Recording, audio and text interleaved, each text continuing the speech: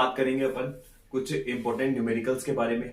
ये न्यूमेरिकल्स आपके बोर्ड के एग्जाम के पॉइंट ऑफ व्यू से बहुत ही इंपॉर्टेंट टॉपिक है।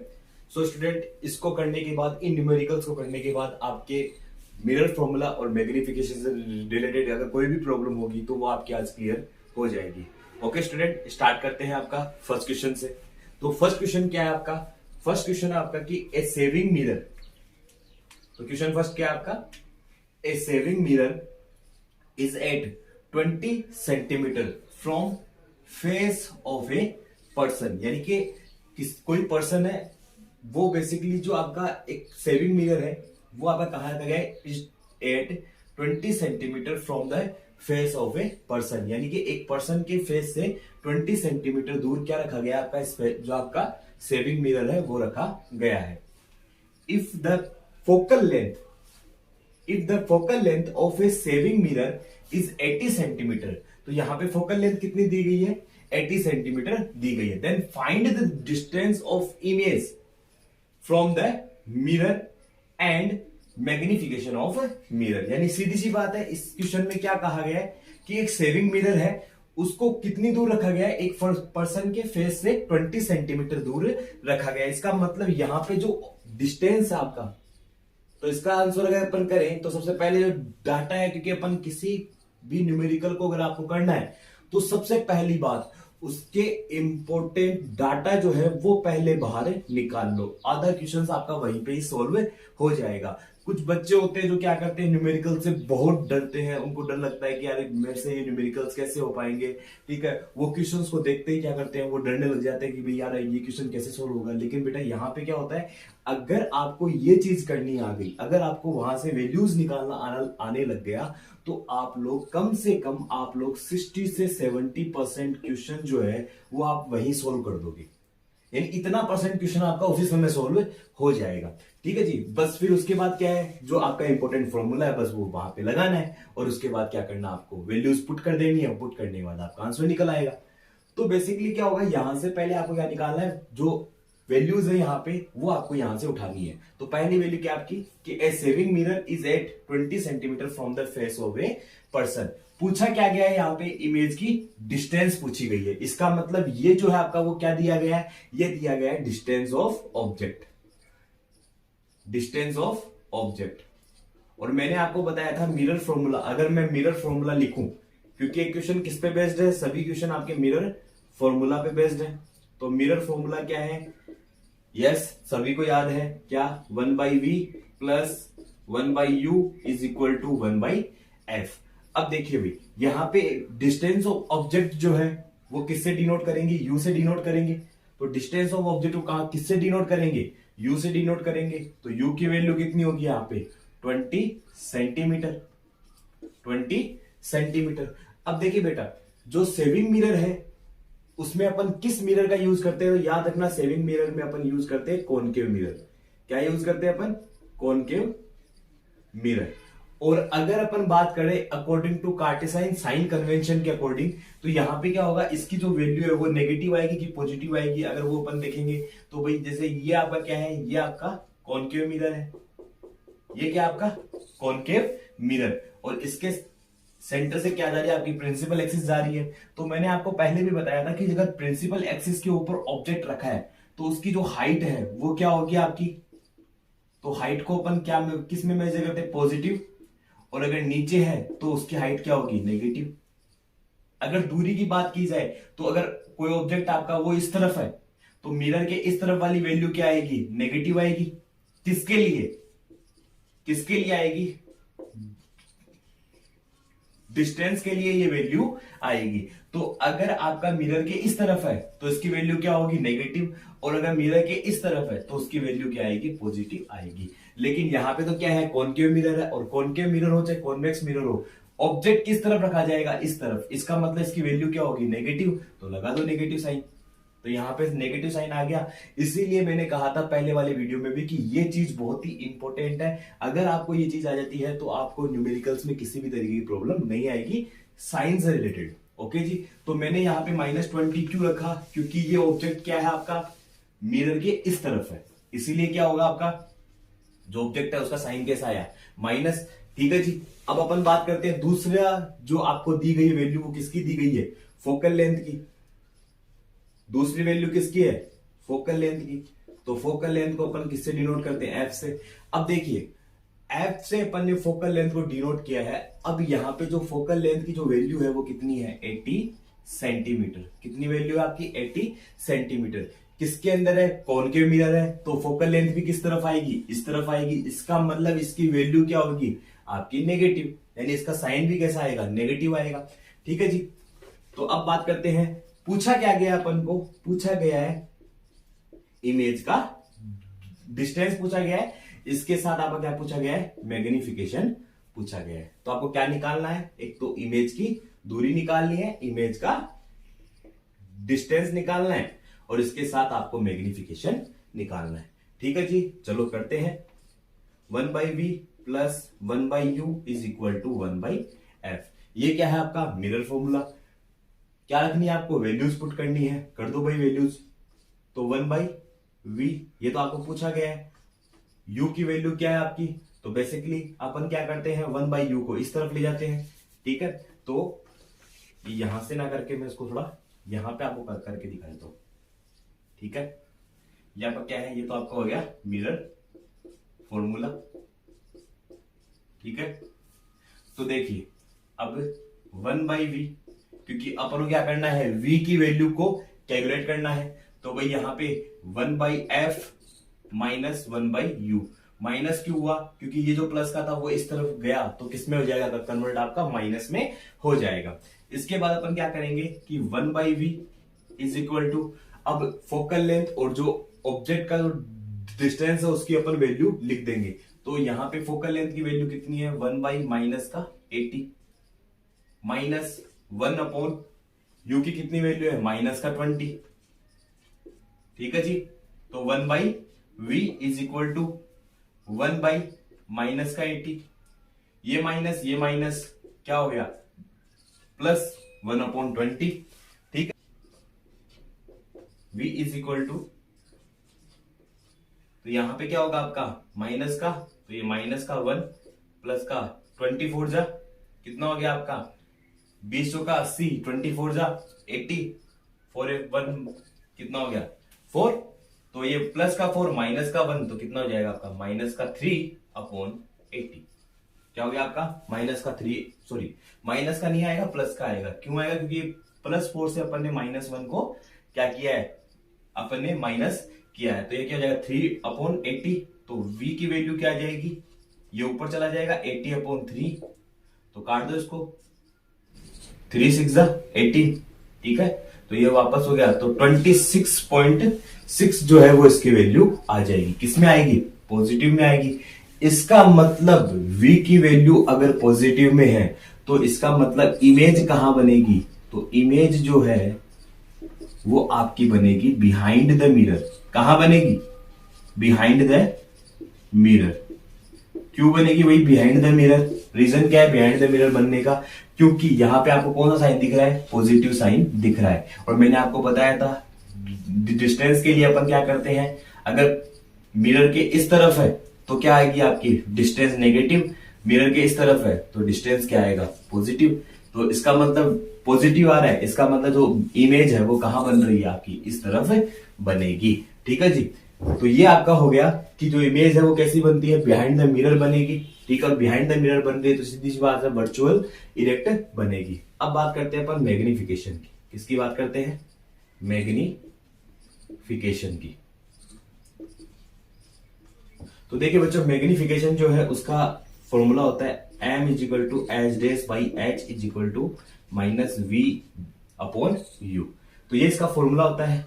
तो v की वैल्यू आपने निकाल ली है, कितनी आएगी -26/6, क्योंकि प्लस में है, ये तो माइनस क्या इसके साथ है, कि फॉर्मूला में जो है साइन माइनस दिया गया है। u की वैल्यू कितनी है -20, ये इससे गया तो कितना हो गया 21 जा 20।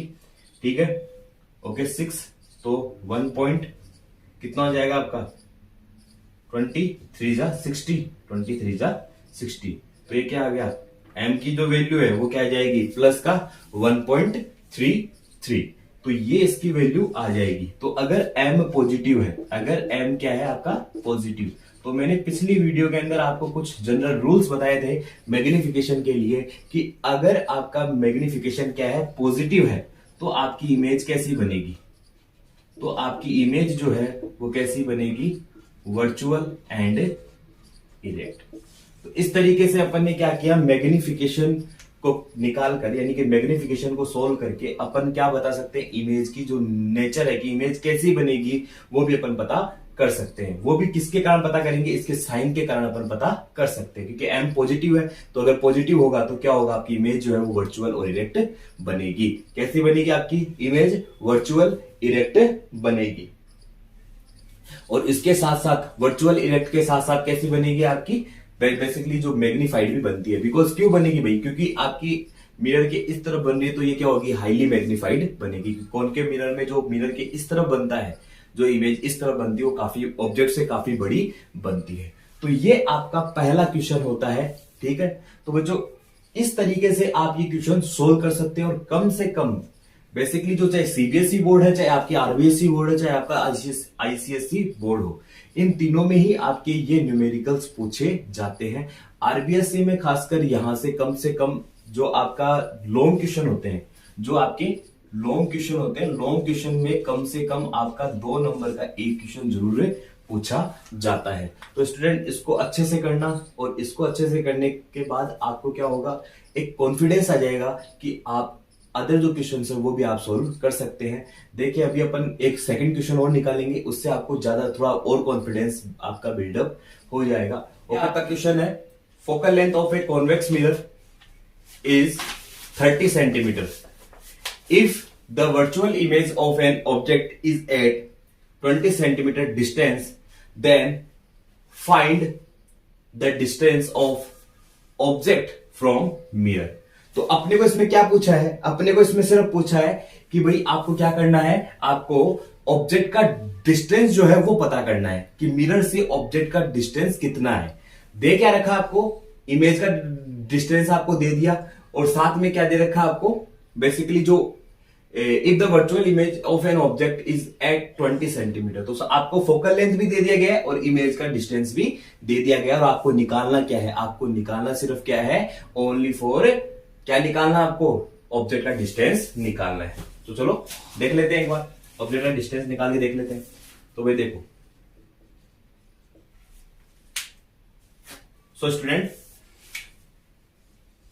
तो बात करते हैं अब, वही क्या लगा दो इसमें, mirror formula 1/v plus 1/u is equal to 1/f। चाहे कॉन्वेक्स मिरर हो चाहे कॉनकेव मिरर हो, दोनों के लिए ही जो फॉर्मूला लगेगा वो क्या लगेगा, 1/v plus 1/u is equal to 1/f। But अब जो चीज आएगी यहां पे समझने की, वो बहुत जरूरी है आपके लिए कि जो इसके अंदर क्या चीज चेंज होगी। तो बेटा यहां पे जो इसका साइन है, जो फोकल लेंथ और जो इमेज के डिस्टेंस का जो साइन है वो आपका यहां पे चेंज हो जाएगा। बिकॉज यहां पे कौन सा मिरर दिया गया है, कॉन्वेक्स मिरर दिया गया है। तो बेसिकली यहां पे क्या होगा, जो यहां पे फोकल लेंथ है, तो